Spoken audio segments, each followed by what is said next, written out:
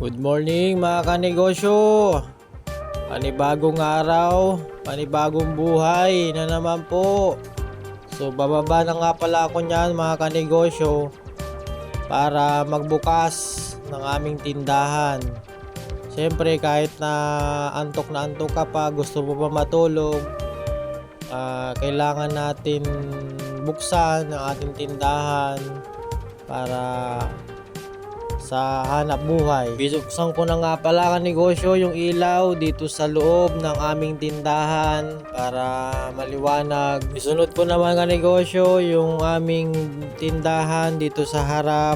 So buksan natin para pumasok yung blessings, maraming benta ngayong araw. Syempre ka negosyo, hindi mawawala yung araw-araw nating routine dito sa tindahan.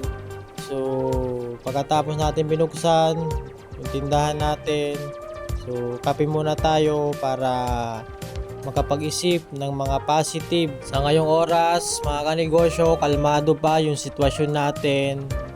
Siyempre mag-isip muna tayo kung ano yung mga dapat nating unahing gawin dito sa ating tindahan. So ayun mga kanegosyo, umpisa na yung bakbakan na naman ngayong araw dito sa aming tindahan.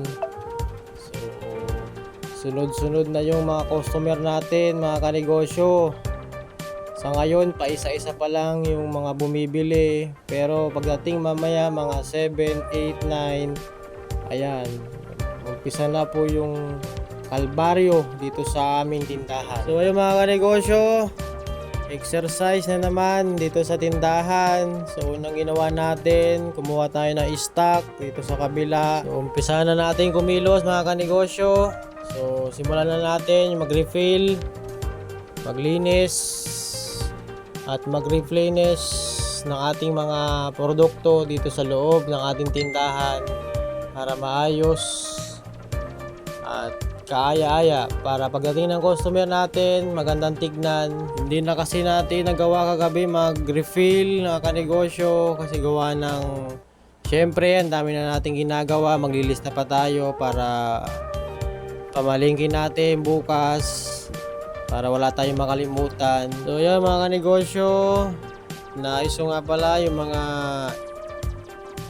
display nating mga itlog para magandang tignan, malinis at mukhang punong-puno mga kanegosyo. So ayun, complete tayo ng mga items.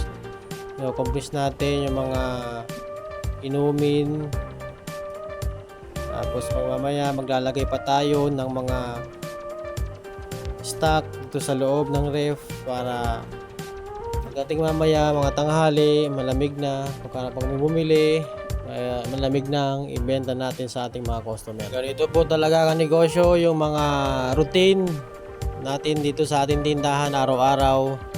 So, ang dami nating mga gawain, ang dami nating mga dapat gawin para mapalago natin itong ating negosyo. So yun mga kanegosyo, tapos na po natin mag-replenish, mag-compress, mag-refill ng mga items natin.